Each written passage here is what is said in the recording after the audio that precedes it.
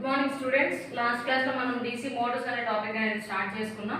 దాంట్లో ఏమేమి చూసామంటే డీసీ మోటార్స్ యొక్క డెఫినేషన్ అనేది చూసాం. డీసీ మోటార్ ఏం చేసిద్దని చెప్పాను, అది ఎలక్ట్రికల్ ఎనర్జీ నుంచి మెకానికల్ ఎనర్జీగా కన్వర్ట్ చేసిద్ది అని చెప్పాము. నెక్స్ట్ వచ్చేసరికి working principle of DC motor చూసాం. అంటే మోటార్ అనేది ఏ ప్రిన్సిపల్ మీద ఆధారపడి, ఏ సూత్రం మీద ఆధారపడి మనకి పనిచేసిద్ది అనేది చూసాం. ఎట్లా అది వర్క్ చేసిద్ది అని చెప్పుకున్నాము అంటే, whenever a current carrying conductor is placed in a magnetic field, it experiences force అని చెప్పుకున్నాం. అంటే ఎప్పుడైతే ఒక కరెంట్ ప్రవహిస్తున్నటువంటి కండక్టర్ అంటే ఏంటి, దాంట్లో కరెంట్ ప్రవహించే ఎలిమెంట్స్ ని కండక్టర్స్ అంటాం. వాటిని మ్యాగ్నెటిక్ ఫీల్డ్ లో కనుక మనం పెడితే అది దాని మీద ఒక మెకానికల్ ఫోర్స్ అనేది వస్తుంది అని చెప్పుకున్నాం. సో కాబట్టి ఖచ్చితంగా మనకి ప్రిన్సిపల్లోనే ఉంది కరెంట్ క్యారింగ్ అంటాడు. అంటే ఖచ్చితంగా మోటార్ అనేది కరెంట్ ప్రవహించాలి అంటే ఎప్పుడు ప్రవహిస్తుంది, సప్లై ఇచ్చినప్పుడు మాత్రమే ప్రవహిస్తుంది. కాబట్టి మనకి ఖచ్చితంగా మోటార్ అనేది ఎలక్ట్రికల్ సప్లై అనేది ఇవ్వాలి అని చెప్పుకున్నాం. నెక్స్ట్ టార్క్ ప్రొడక్షన్ చూసాం. ఓకేనా, లాస్ట్ క్లాస్లో అంతవరకు కంప్లీట్ చేసుకుని నెక్స్ట్ కన్స్ట్రక్షన్ కూడా చూస్తున్నాము. ఈ రోజు టాపిక్ వచ్చేసి ఏంటి అంటే మనకి DC Motors continuation. Next topic ఏంటి అంటే types of DC Motors, starters of DC motor అంటాం. ఏంటది, types of DC Motors. Next వచ్చేసరికి స్టార్టర్స్ ఆఫ్ డీసీ మోటార్ అని అంటాం. టైప్స్ ఆఫ్ డీసీ మోటార్స్ అంటే డీసీ మోటార్స్ యొక్క రకాలు. డీసీ మోటార్ అనేది కొన్ని రకాలుగా విభజించారు. అవి ఏంటో చూద్దాం. ఏంటి అంటే అది సేమ్ డీసీ జనరేటర్స్ లో ఏవైతే టైప్స్ ఉన్నాయో సేమ్ టైప్స్ మనకి ఇక్కడ వస్తాయి.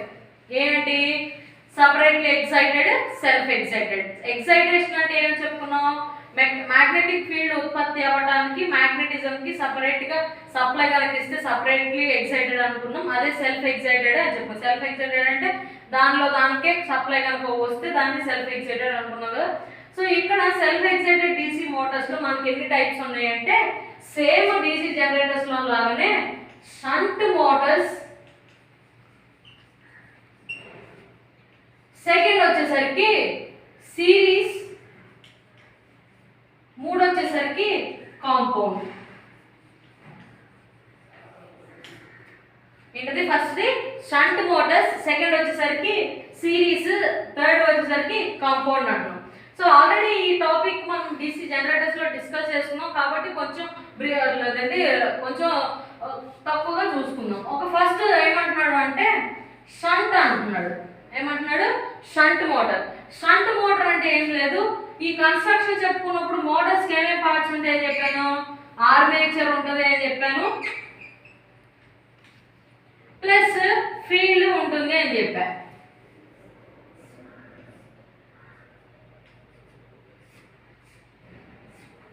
షంట్ మోటార్ అంటే ఏంటి అంటే ఈ ఆర్మేచర్ ఫీల్డ్ రెండు కనుక ప్యారలల్ లో కనెక్ట్ చేస్తే దాన్ని ఏమంటామంటే షంట్ మోటార్ అంటాం. సో ఇది వచ్చేసరికి ఏ వైండింగ్, ఫీల్డ్ వైండింగ్. ఇది వచ్చేసరికి ఏంటంటే ఆర్మేచర్. ఈ రెండు ఎట్లా కనెక్ట్ చేసాం, మనం ప్యారలల్ లో కనెక్ట్ చేసాం. అసలు ప్యారలల్ కనెక్షన్ ఏంటి అంటే లాస్ట్ క్లాసెస్ లో మనం ఆల్రెడీ డిస్కస్ చేసుకున్నాం. మీకు ఇంకేమైనా డౌట్స్ ఉంటే లాస్ట్ వీడియోస్ కనుక మీరు వాచ్ చేస్తే ప్యారలల్ కనెక్షన్ అంటే ఏంటి అనేది మనకి కొంచెం క్లియర్ గా అర్థమవుతుంది. సో షంట్ మోటార్ అంటే ఏంటి అంటే మనకి ఈ ఆర్మేచర్ ని ఫీల్డ్ ని రెండు కనుక మనం ప్యారలల్ లో కనెక్ట్ చేస్తే దాన్ని మనం ఏమంటామంటే షంట్ మోటార్ అని అంటాం. Next series. సిరీస్ అంటే ఏంటి, ఆర్మేచర్ ని ఫీల్డ్ ని రెండు ఎట్లా కనెక్ట్ చేస్తామంటే సిరీస్ లో కనెక్ట్ చేస్తాం, ప్లస్ దీనికి సప్లై ఇచ్చేస్తాం. డీసీ మోటార్స్ కంటే మోటార్ ఏం చేసేది అని చెప్పాను, ఎలక్ట్రికల్ ఎనర్జీ నుంచి మెకానికల్ ఎనర్జీ కన్వర్ట్ చేస్తాం అని చెప్పాను. సో కాబట్టి ఇక్కడ దీనికి సప్లై ఇస్తాం, ఇక్కడ దీనికి కూడా డీసీ సప్లై ఇస్తాం. Supply maybe AC or DC ఇవ్వచ్చు, కానీ ఇక్కడ మనం డిస్కస్ చేసుకుంటుంది డీసీ మోటార్స్ కాబట్టి ఇక్కడ మనం ఇచ్చే సప్లై ఏంటి అంటే DC supply. So series motor అంటే ఏంటి, ఈ ఫీల్డ్ వైండింగ్ ఆర్మేచర్ రెండు ఎట్లా ఉంటే సిరీస్ లో కనెక్ట్ చేసి ఉంటాం. నెక్స్ట్ వచ్చేసరికి కాంపౌండ్. కాంపౌండ్ మోటార్ అంటే అర్థం ఏంటి అంటే నేను ఆల్రెడీ చెప్పుకున్నాము. కాంపౌండ్ మోటార్ లో ఏం చేస్తామని చెప్తున్నాం, ఆ ఫీల్డ్ వైండింగ్ కొంత భాగం ఏమో సిరీస్ లో కనెక్ట్ చేసి ఉంటాం, కొంత భాగం ఏమో ప్యారలల్ లో కనెక్ట్ చేసి ఉంటే దాన్ని కాంపౌండ్ మోటార్ అని చెప్పుకున్నాం. అంటే ఒక సింపుల్ డయాగ్రామ్ చూపిస్తాను.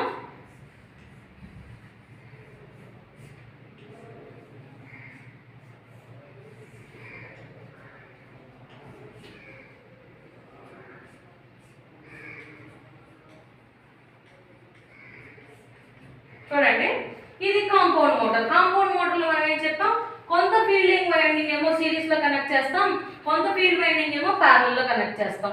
ఇట్లా కనెక్ట్ చేస్తే దాన్ని కాంపౌండ్ మోటార్ అని అంటాం. కాంపౌండ్ మోటార్ లో మనకి ఇంకా టైప్స్ ఉన్నాయని చెప్పాం. ఏమే టైప్స్, క్యుములేటివ్ కాంపౌండ్ ఉంటుంది, తర్వాత డిఫరెన్షియల్ కాంపౌండ్ ఉంటుంది అని చెప్పాం. క్యుములేటివ్ కాంపౌండ్ అంటే ఏంటి అంటే, ఈ series field winding, shunt field winding రెండు ఫ్లక్సెస్ ఏమవుతాయి అంటే యాడ్ అవుతాయి. అదే కనుక దీని కరెక్షన్ రివర్స్ చేసాము, ఇక్కడ ప్లస్ దీన్ని తీసుకొచ్చి దీని మైనస్ కి అంటే నెగిటివ్ టెర్మినల్ కి, దీన్ని పాజిటివ్ తీసుకొచ్చి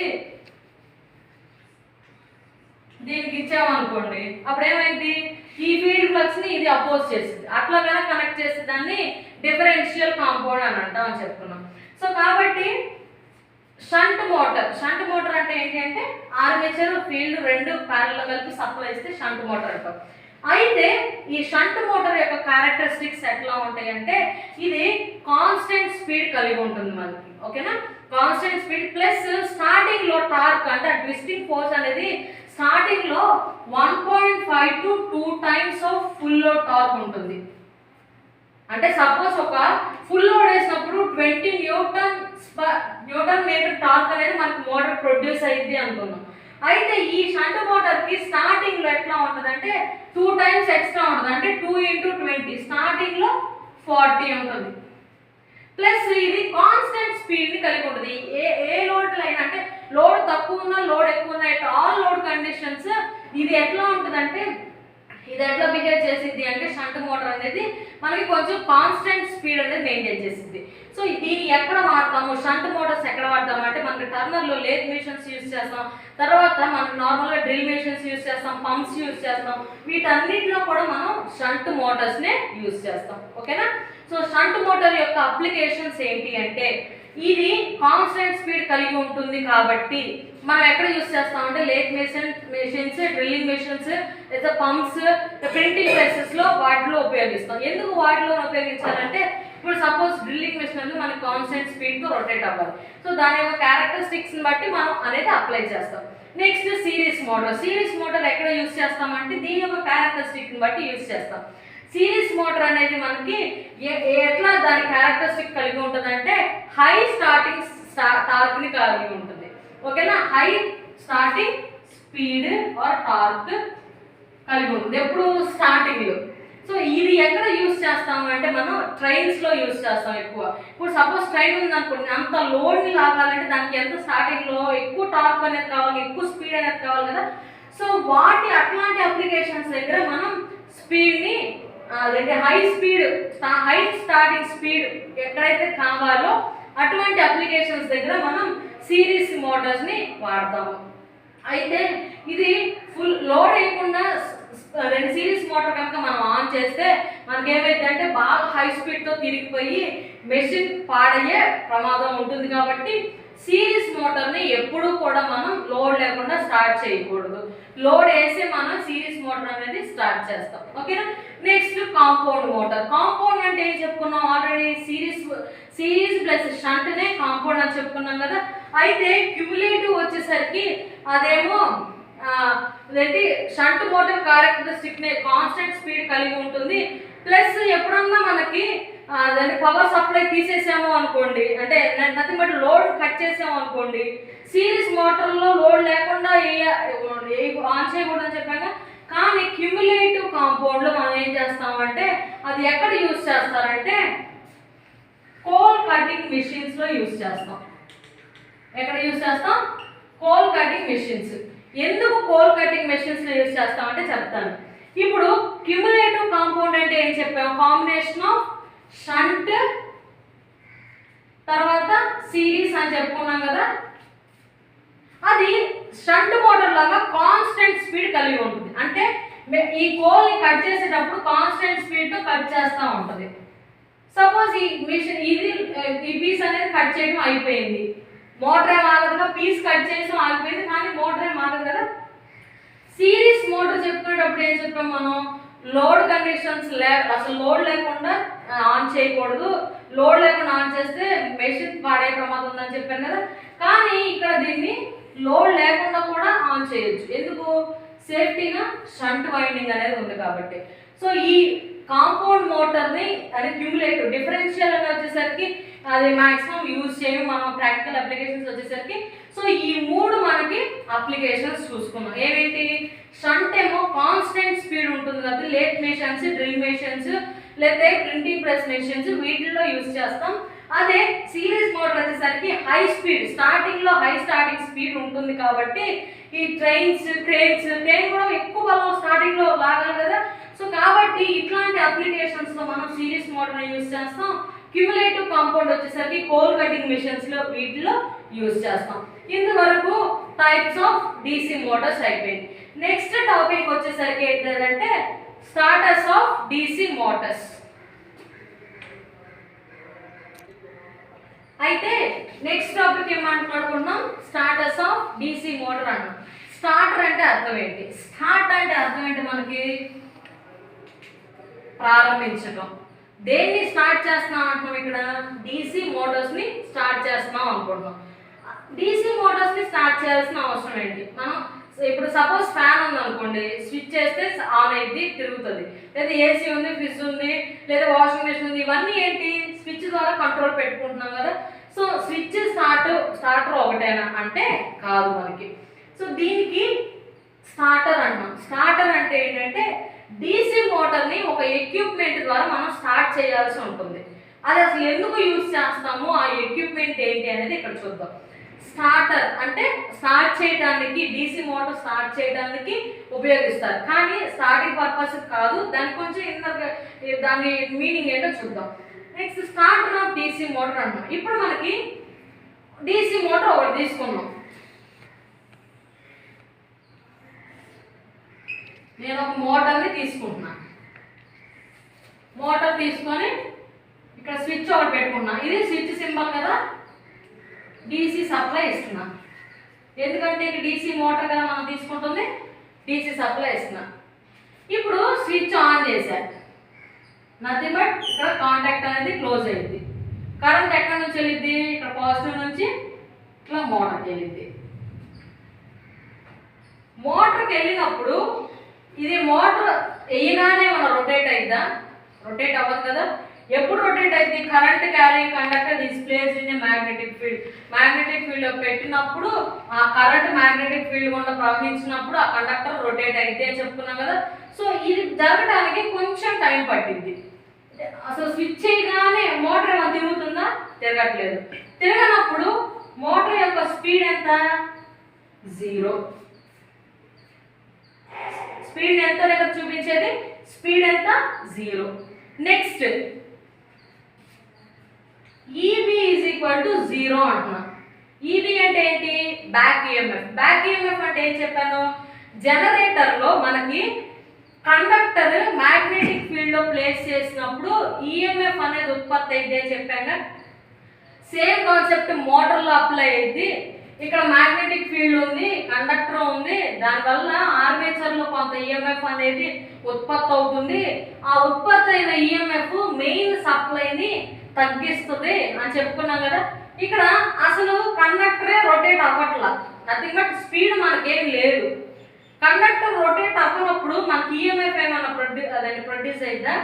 ప్రొడ్యూస్ అవ్వట్లా. కాబట్టి నెక్స్ట్ ఇక్కడ ఉన్న ఒక ఎలిమెంట్ ఏంటి? రెసిస్టెన్స్. ఆర్మేచర్ కి కొంత రెసిస్టెన్స్ అనేది ఉంటుంది. అంటే ఆర్మేచర్ కి కండక్టర్ తయారు చేసేటప్పుడు కొంత రెసిస్టెన్స్ అనేది ఎలిమెంట్ ఉంటుంది కదా. ఆ రెసిస్టెన్స్ ఎట్లా ఉంటుంది అంటే చాలా తక్కువ ఉంటుంది. అపోజ్ చేయడానికి బ్యాక్ ఈఎంఎఫ్ లేదు, అది స్పీడ్ 0. రెసిస్టెన్స్ ఎట్లా ఉంది? తక్కువ ఉంది. రెసిస్టెన్స్ తక్కువైనప్పుడు నేను సప్లై ఇచ్చాను, అసలు మనకి కరెంట్ ఫార్ములా ఏంటి? వోల్టేజ్ బై రెసిస్టెన్స్ కదా. ఓమ్స్ లా ప్రకారం V is equal to IR. Current ఏమైంది? Voltage by R. Voltage suppose నేను ఒక 400 వోల్ట్స్ ఇచ్చాను అనుకున్నాం ఎగ్జాంపుల్. రెసిస్టెన్స్ తక్కువ ఉంటుంది అంటున్నాం. ఎంత? 0.5 ఉంటుంది అనుకుంటున్నాం. 400 into 5/10. 5 4 ఎంత? 200 amperes ఫ్లో అయింది కరెంట్. రెసిస్టెన్స్ తగ్గడం వల్ల కరెంట్ ఎంత ఫ్లో అవుతుంది? 200 ఆంపియర్స్. 200 ఆంపియర్స్ స్టార్టింగ్ లో మోటార్లో తిరిగితే మోటార్ ఏమైనా పనికి వస్తుందా? సో అంటే హై స్టార్టింగ్ కరెంట్ వస్తుంది. సో స్పీడ్ 0 ఉండటం వల్ల బ్యాకింగ్ అది స్టార్టింగ్ లో మాత్రమే ఉంటుంది. అదే వన్స్ మోటార్ స్టార్ట్ అయిపోయింది అనుకోండి, బ్యాక్ ఈఎంఎఫ్ ప్రొడ్యూస్ అయితే లాసెస్ ఉంటాయి, అవన్నీ ఈ కరెంట్ అనేది తగ్గిపోయింది. మోటార్ ఎంతవరకు అయితే డిజైన్ చేయబడిద్దో అంత కరెంట్ మాత్రమే ప్రవహించింది. కానీ స్టార్టింగ్ లో at the time of supply ఇవ్వగానే మనకేంటి స్పీడ్ 0 ఉంటుంది, బ్యాక్ ఈఎంఎఫ్ 0 ఉంటుంది, కరెంట్ రెసిస్టెన్స్ అనేది తగ్గుతుంది. ఇప్పుడు మనకి రెసిస్టెన్స్ తగ్గడం వల్ల ఇప్పుడు ఒక చిన్న ఎగ్జాంపుల్ రెసిస్టెన్స్ గురించి, తడిచున్న వ్యక్తికి పొడిగా ఉన్న వ్యక్తికి ఎవరికి షాక్ ఎక్కువ పుట్టింది? తడిచున్న వ్యక్తే కదా. తడిచున్న వ్యక్తికి ఎందుకు షాక్ ఎక్కువ పడుతుంది అంటే రెసిస్టెన్స్ అనేది తగ్గిద్ది కాబట్టి మనకి ఎక్కువ కరెంట్ ఫ్లో అయింది. రెసిస్టెన్స్ తగ్గితే ఖచ్చితంగా కరెంట్ అనేది ఎక్కువ అవుతుంది. ఈ 200 ఆంపియర్స్ కరెంట్ ఫ్లో అయితే మెషిన్ అనేది బర్న్ అయిపోయింది. సో కాబట్టి స్టార్టింగ్ లో ఉన్న హై కరెంట్ ని తగ్గించడానికి మనం స్టార్టర్ అనేది వాడుతున్నాం. ఓకేనా? స్టార్టింగ్ లో వస్తున్న హై కరెంట్ ని తగ్గించడానికి మనం స్టార్టర్ అనేది వాడుతున్నాం. So starter of DC Motors లో స్టార్టర్ ఎందుకు ఉపయోగిస్తారు అంటే స్టార్టింగ్ లో speed 0, back EMF 0, resistance of armature యొక్క రెసిస్టెన్స్ తక్కువ ఉంటుంది. ఆ రెసిస్టెన్స్ ఆఫ్ ఆర్మేచర్ ని తక్కువ ఉంటుంది కాబట్టి కరెంట్ ఎక్కువ ఫ్లో అవుతుంది. స్టార్టింగ్ లో ఉన్న హై కరెంట్ ని తగ్గించడానికి మనకి స్టార్టర్ ని ఉపయోగిస్తాం. సో కరెంట్ ని ఇక్కడ ఇందాకే చెప్పుకున్నాం, రెసిస్టెన్స్ తగ్గితే కరెంట్ పెరిగిద్ది అని చెప్తున్నాగా. మరి కరెంట్ పెరగాలి, కరెంట్ తగ్గాలి అంటే దేని పెంచుకోవాలి? రెసిస్టెన్స్ పెడితే సరిపోతుంది. రెసిస్టెన్స్ అంటే ఏంటి అసలు అర్థం? దాని మీనింగ్ కరెంటుని నిరోధించేదాన్ని రెసిస్టెన్స్ అంటాం. ఇక్కడ మనకి ఏమొస్తుంది? ప్రాబ్లం ఏంటి? మన ప్రాబ్లం స్టార్టింగ్ లో హై కరెంట్స్ వస్తుంది. ఆ హై కరెంట్ ని దేని ద్వారా తగ్గిస్తాము అంటే రెసిస్టెన్స్ పెడతాం. So starter is nothing but ఏంటి అంటే resistance. Starter of DC motor అంటే స్టార్టింగ్ లో వచ్చిన హై కరెంట్స్ ని తగ్గించడానికి స్టార్టర్ వాడతాము. అది ఏది పెట్టి తగ్గిస్తాము అంటే రెసిస్టెన్స్ పెట్టి తగ్గిస్తాము అని చెప్తున్నాం. సో ఇక్కడ ఒక డయాగ్రామ్ అనేది తీసుకున్నాం. అదేంటి అంటే 3 పాయింట్ స్టార్టర్ అని చెప్పారు. 3 పాయింట్ స్టార్టర్ ఇక్కడ ఆల్రెడీ చూసారుగా, ఇదే సింబల్ రెసిస్టెన్స్ సింబల్. సో ఈ రెసిస్టెన్స్ ని ఆర్మేచర్ కి సిరీస్ లో కనెక్ట్ చేస్తాం. ఓకేనా? ఈ రెసిస్టెన్సెస్ ని ఆర్మేచర్ కి సిరీస్ లో కనెక్ట్ చేస్తాం. సో దీని యొక్క పార్ట్స్, దాని యొక్క ఆపరేషన్ అనేది ఒకసారి చూద్దాం. ఇక్కడ నేను DC సప్లై ఇచ్చాను. సప్లై ఇది స్విచ్. నెక్స్ట్ ఇది ఏంటి అంటే LFA అంటే ఏంటి అంటే 3 పాయింట్ స్టార్టర్ యొక్క టెర్మినల్స్ అన్నమాట. L అంటే లైన్ కి ఇస్తాం, అంటే DC సప్లై యొక్క పాజిటివ్ దానికి ఇస్తాం. నెక్స్ట్ F అంటే ఫీల్డ్, మనకి మోటార్లో ఫీల్డ్ ఆర్మేచర్ ఉంటుంది కదా, ఆ ఫీల్డ్ దానికి F కనెక్షన్ ఇస్తాం. A అంటే ఆర్మేచర్ కనెక్షన్ ఇస్తాం. సో 3 పాయింట్ స్టార్టర్ ఏవే టెర్మినల్స్ ఉంటే బయట కనిపించేవి మనకి అంతా క్లోజ్ అయిపోయి ఉండదు. బయట స్టార్టర్ కొంటే అంతా క్లోజ్ అయిపోయి ఉంటుంది. ఓన్లీ బయట LFA అనేది మాత్రమే ఉంటాయి. L అనేది ఏంటి? లైన్, అంటే మెయిన్ సప్లై యొక్క పాజిటివ్ ఇస్తాం. F అంటే ఏంటి అంటే ఫీల్డ్ యొక్క వైండింగ్ ఇస్తాం. నెక్స్ట్ A అంటే ఆర్మేచర్ కి కనెక్షన్ ఇస్తాం. నెక్స్ట్ ఇక్కడ ఏముంది అంటే OLR అంటాం. ఏమంటది? OLR అంటే అర్థం ఏంటి అంటే ఓవర్లోడ్ రిలీజ్ కాయిల్ అంటాం. ఏంటది? Overload release. ఓకేనా? ఓవర్లోడ్ రిలీజ్ కాయిల్ అన్నాం. నెక్స్ట్ NVC అంటే ఏంటంటే నో వోల్ట్ కాయిల్ అంటాం. ఇక్కడ ఆల్రెడీ పేరులోనే ఉంది ఓవర్లోడ్ రిలీజ్. ఓవర్లోడ్ అంటే ఎప్పుడైతే లోడ్ పెరిగిద్దో అప్పుడు రిలీజ్ అయ్యింది అన్నాం. ఇక్కడ నో వోల్ట్ అంటే వోల్టేజ్ లేనప్పుడు రిలీజ్ అయిపోయింది అని అన్నాం. అయితే దీని ఆపరేషన్ అనేది చూద్దాం. ఫస్ట్ స్టార్టింగ్ సప్లై ఇచ్చా. ఇది ఎట్లా పనిచేసిద్ది, మోటార్ని హై కరెంట్స్ నుంచి ఎట్లా కాపాడిద్దో చూద్దాం. ఫస్ట్ స్విచ్ ఆన్ చేసా. స్విచ్ ఆన్ చేసినప్పుడు ఏమైంది? ఓపెన్ సర్క్యూట్ కాస్త క్లోజ్ అయిపోయింది. అంటే సప్లై ఇటు నుంచి, ఇదేమో నెగిటివ్, ఇటు వెళ్ళిపోయింది. సప్లై ఇటు నుంచి దీనికి వెళ్తుంది కదా. సో ఇదేమైంది అంటే మ్యాగ్నెటైజ్ అయింది. ఇది ఎలక్ట్రోమాగ్నెట్. ఇది ఏమైపోయింది? ఇక్కడ గ్యాప్ ఉంది కదా, ఈ గ్యాప్ కాస్త ఇట్లా వచ్చేసింది, రెండు టచ్ అయిపోతాయి. రెండు టచ్ అయిపోయి ఇక్కడ నుంచి కరెంట్ స్ప్రింగ్ నుంచి ఇక్కడ దాకా వెళ్తుంది, అంటే ఇక్కడ దాకా కరెంట్ వస్తుంది. కరెంట్ ఇక్కడ నుంచి మళ్ళీ ఇక్కడ నుంచి ఇక్కడికి వెళ్తుంది, ఎందుకంటే ఇక్కడ ఓపెన్ సర్క్యూట్ ఉంది. దీనికి ఒక హ్యాండిల్ ఉంటుంది. ఆ హ్యాండిల్ తీసుకొని మనం ఏం చేస్తామంటే ఇక్కడ తీసుకొస్తాం. అంటే కరెంట్ ఇక్కడ నుంచి దాని డైరెక్షన్ ఇక్కడ నుంచి ఇట్లా వెళ్ళింది, ప్లస్ ఇక్కడ నుంచి దీనికి కనెక్ట్ చేస్తాం. దీనికి కనెక్ట్ చేసినప్పుడు కరెంట్ యొక్క డైరెక్షన్ చూడండి, ఇక్కడ నుంచి ఎన్ని సిరీస్లో కనెక్ట్ చేయబడి ఉంటాయి. ఇక్కడ నుంచి దీనికి వస్తుంది ఫీల్డ్కి, ప్లస్ ఇక్కడికి వస్తుంది. అంటే ఒక్కసారి డైరెక్షన్ గీస్తాను, ఇది ఒక్కసారి చూడండి.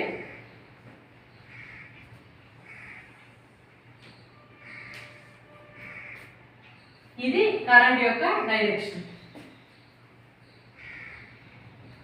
ఆర్మేచర్కి అప్పుడు ఏమవుతుంది, ఈ రెసిస్టెన్స్లన్నీ కనెక్ట్ చేయబడతాయి. రెసిస్టెన్స్లన్నీ కనెక్ట్ చేసినప్పుడు ఆర్మేచర్లో ఉన్న కరెంట్ ఏమైపోయింది, తగ్గిపోయింది. సో రెసిస్టెన్స్ పెంచుతున్నామంటే కరెంట్ తగ్గిపోయింది, అంటే స్టార్టింగ్లో వచ్చిన హై కరెంట్ అనేది తగ్గిపోతుంది.